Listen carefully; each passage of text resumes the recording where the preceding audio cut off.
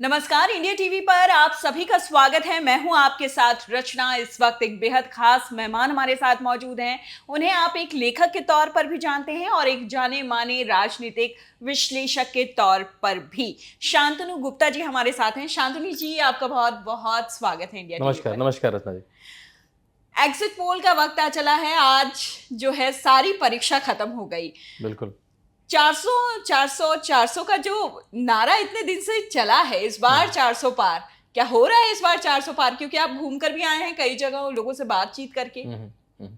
देखिए मेरे ख्याल से नरेंद्र मोदी इस बात में माहिर हैं कि वो नैरेटिव सेट कर देते हैं, वो पिच बना देते हैं, फिर सबको उस पिच पे आके खेलना पड़ता है। सबको पता है कि तीसरी बार सरकार बनने के लिए, भारत में सरकार बनने के लिए मात्र 272 सीट चाहिए। थोड़ी सी स्पेस ले लो कि जैसे आपकी पोलिंग ना करे कोई ज़्यादा, तो 15-20 सीट और 300 मान लिया। लेकिन अपने कार्यकर्ताओं को भी जोश दिलाने के लिए और पूरे विपक्ष को उसमें एक तरह से कंफ्यूज कर देने के लिए या उसके फेर में लगा देने के लिए। देखिए विपक्ष का नैरेटिव क्या था, इनको 400 नहीं आ पाएंगे, ठीक है ना है 400, 380 आ जाए, 350 आ जाए, 272 आ जाए, सरकार बनाना इंपॉर्टेंट है। मैं इसलिए क्यों कह रहा हूँ ये बात, सरकार बनाना क्यों मुश्किल है किसी भी सरकार को तीसरी बार। देखिए आप पहली बार के इनकम्बेंट नहीं है, आप दूसरी बार के इनकम्बेंट नहीं है, आप तीसरी बार सरकार बनाने जा रहे हैं।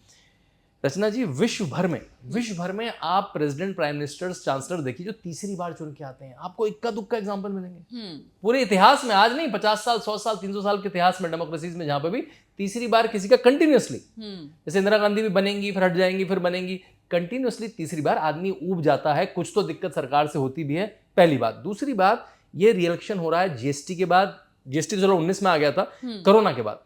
कोरोना के बाद जो भी इलेक्शन में गया विश्व भर में वो चुनाव हारा है 80%, 90%। ये चुनाव हो रहा है यूक्रेन रशिया वॉर की मंदी के बाद, या उसमें जो अनाजों की कमी उसके बाद बहुत सारे लोग चुनाव हारे हैं। तो वो सब के बाद चुनाव हो रहा है, तो मतलब एक तरह से बहुत सारे स्पीड ब्रेकर जिसपे नरेंद्र मोदी का कंट्रोल नहीं था, जैसे कोरोना, जैसे जो युद्ध हुए, उसके बाद ये इलेक्शन। और 2 टर्म तो है ही उनके पास। 2 टर्म के बाद जो इलेक्शन होता है, आदमी उबता है, एक आदमी का चेहरा देख देख के उबता है। जैसे स्टार होते हैं टीवी के, हमारा फेवरेट एक्टर भी है, उसकी 4थी 5वीं पिक्चर में तो यार देख लिया, सेम सी एक्टिंग लग रही है, सेम सा काम लग रहा। तो उसके बाद री इलेक्शन होना था, तो 272 भी बहुत है। तीसरी बार चुन के आना, प्रधानमंत्री बनना भी, हाँ, उनके कार्यकर्ता को मोटिवेट करने के लिए। जितनी ज्यादा सीटें होती हैं तो आपके पास स्पेस अच्छी होती है बड़े डिसीजन लेने के लिए, मेरे ख्याल से जो नरेंद्र मोदी ने लिए भी हैं 2014 से। जैसा कि 375 380 की बात हो रही थी हमारी, आपके मुताबिक क्या ये पूरा जो इलेक्शन है, आज आखिरी दौर की वोटिंग हो गई, ये पूरा इलेक्शन कहीं विपक्ष ने खुद आके तो नहीं दे दिया?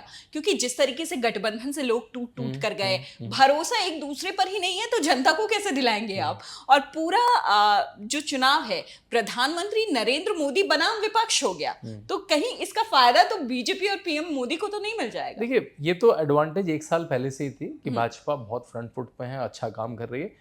2-3 स्टेट्स में दिक्कत थी भाजपा को। कहाँ दिक्कत थी? बिहार में दिक्कत थी क्योंकि नीतीश कुमार उनको छोड़ के चले गए थे। कहाँ दिक्कत थी? महाराष्ट्र में दिक्कत थी क्योंकि उद्धव ठाकरे ने बिल्कुल फ्रंट फुट पे धोखेबाजी करी थी और करके सीएम बनने का लालच था उनका।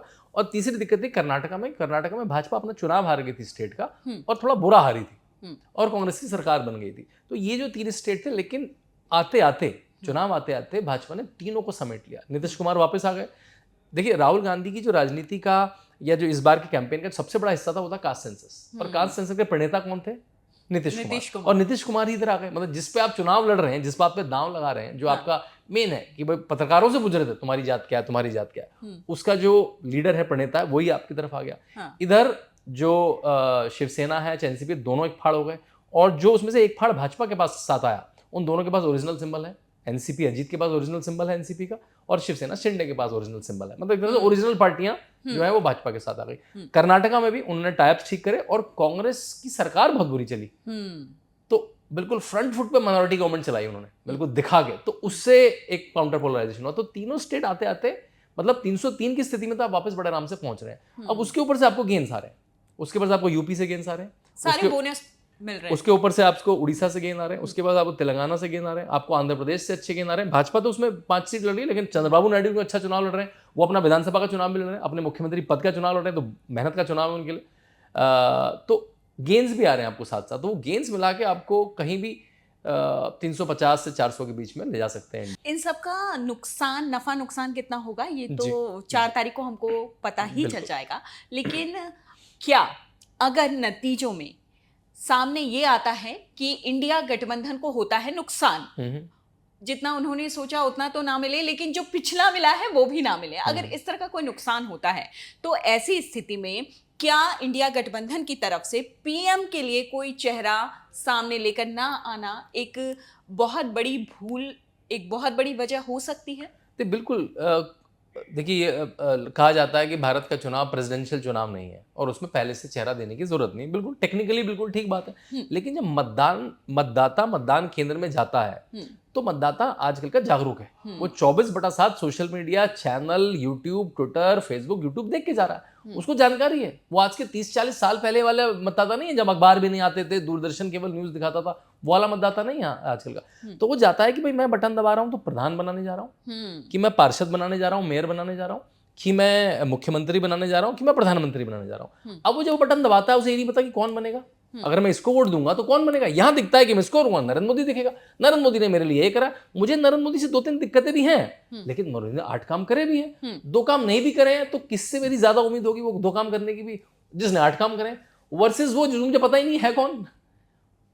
तो ये जो आपने बिल्कुल ठीक कहा कि प्रधानमंत्री का चेहरा ना हो रहा और उनका एक कभी ढंग से साथ में आना।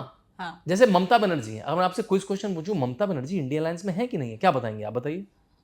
देखिए आपने चेहरा बना पता ही नहीं क्योंकि आपको पता है ममता बनर्जी घूम घूम के भाषण देती है, माइक लेके। वो कह रही है पूरे चुनाव भर कांग्रेस को वोट देबो ना, कांग्रेस को वोट देबो ना।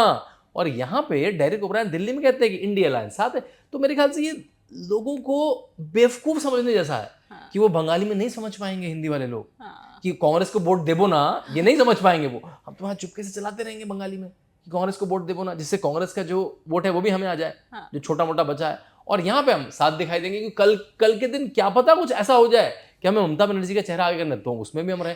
तो ये झूठ का कैंपेन नहीं चलता। हाँ, तो क्या आपने बहुत मार्क करने वाली बात बोली, क्या यही चीज पंजाब और दिल्ली के बीच हो रही है? ऐसे तो बहुत सारे हैं। केजरीवाल मतलब बुरी तरह से गाली दी कि कांग्रेस पार्टी कौन है, हु कांग्रेस है ना, और वहां पे जाके बिल्कुल गंदी गंदी गालियां दी गई आपस में पंजाब। और देखिए कोई दूर भी नहीं है, चलो बंगाल और दिल्ली तो फिर भी दूर है, पंजाबी तो ज्यादातर हिंदी भाषियों को समझ आती है। पंजाब और दिल्ली में दूरी कितनी है ना, आधे पंजाबी तो कितने, दिल्ली के कुछ इलाके तो पंजाबियों से भरे हैं।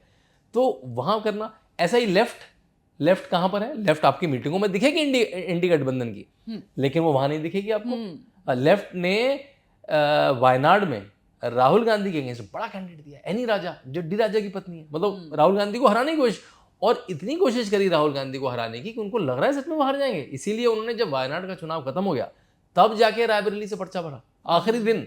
जैसे वो बिल्कुल आखिरी दिन फॉर्म भरते हैं बच्चे, आखिरी दिन बिल्कुल भाग के, जब जिस नॉमिनेशन की जो आखिरी तारीख थी वहां, तब जाके नाना करते हुए भी हमको करना पड़ रहा है, क्योंकि शायद हम वायनाड से हार ना जाए। हाँ जी, जाए तो ठीक है, शायद क्योंकि वहां पे बड़ा कैंडिडेट दिया उन्होंने। तो लेफ्ट किसके, इंडी गठबंधन में कांग्रेस के साथ है क्या? आम आदमी पार्टी गठबंधन में है क्या? वहां पे बोल रहे हैं कि शराब घोटाला किया है उन्होंने, और यहाँ पे केजरीवाल को जेल से छोड़ो उसके नारे लगा रहे।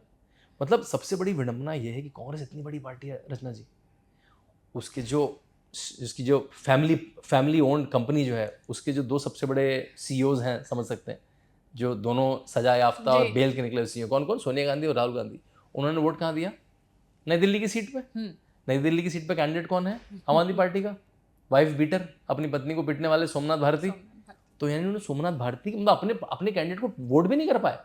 राहुल गांधी आम आदमी पार्टी, मतलब सोचिए, एक इतना गर्व तो था कि मैं अपने कैंडिडेट को कांग्रेस को वोट डाल के आया, वो तो कांग्रेस को वोट भी नहीं डाल पाए, वो तो आम आदमी पार्टी को वोट डाल पाए, वो सीट भी बार्गेन में नहीं ले पाए वो नई दिल्ली की, जो सबसे आखिरी सवाल मेरा आपसे है, एग्जिट पोल कितना नतीजों में बदलता है ये तो हमको 4 तारीख को पता चलेगा, लेकिन आपका विश्लेषण एक राजनीतिक विश्लेषक के तौर पर क्या कहता है? आपका गणित क्या कहता है?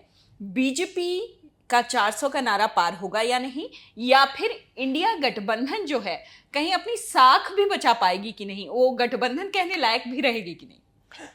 देखिए, जितने भी ओपिनियन पोल्स हुए चुनाव से पहले, अलग अलग चैनल ने करे, अलग अलग पोस्टर्स ने करे, अलग अलग यूट्यूब चैनल ने करे, सबका रुझान एक तरफ था। नंबर कुछ भी हो सकता है, लेकिन किसी ने ऐसा नहीं करा कि भाजपा की सरकार नहीं बन रही है, कि भाजपा 200 पे खत्म हो जाएगी, भाजपा 150 पे खत्म हो जाएगी, पहली बात। दूसरी बात, अभी एग्जिट पोल आने वाले हैं, मेरे ख्याल से 6:15 बज चुके हैं और थोड़ी देर में एग्जिट पोल आ जाएंगे। एग्जिट पोल के नंबर क्या होंगे तो मुझे भी नहीं पता, लेकिन जितना मैं क्षेत्र में घूमा हूं, कोई कहेगा ये सीट फंसी है, वो सीट फंसी है। ये नहीं कह रहा कि उत्तर प्रदेश में भाजपा को 20 सीट आ रही है या उत्तर प्रदेश में भाजपा को 30 सीट आ रही है। कोई कह रहा है 70 आ रही है, कोई कह रहा है 75 आ रही है, कोई कह रहा है 65 आ रही है। तो मेरे ख्याल से नरेंद्र मोदी 3.0 एक सच्चाई है और नरेंद्र मोदी 3.0 होने वाला है। नरेंद्र मोदी शपथ लेंगे। हाँ, उसमें नंबर का आंकड़ा है जो मेरे ख्याल से एग्जिट पोल और काउंटिंग डे तक के लिए उसकी अहमियत है। उसके बाद चाहे वो 280 पे सरकार बने चाहे 380 पे सरकार बने, नरेंद्र मोदी मैं दामोदर नरेंद्र मोदी शपथ लेता हूं। वो हम सुनने जा रहे हैं मेरे ख्याल से 8 से 10 तारीख के बीच में। आपको नरेंद्र मोदी की शपथ टीवी पे हम लोग लाइव कर रहे होंगे, हम लोग से बैठे उसकी विवेचना कर रहे होंगे। शांतनु जी, यहाँ आने के लिए, हमसे बातचीत करने के लिए आपका बहुत बहुत शुक्रिया। जी धन्यवाद।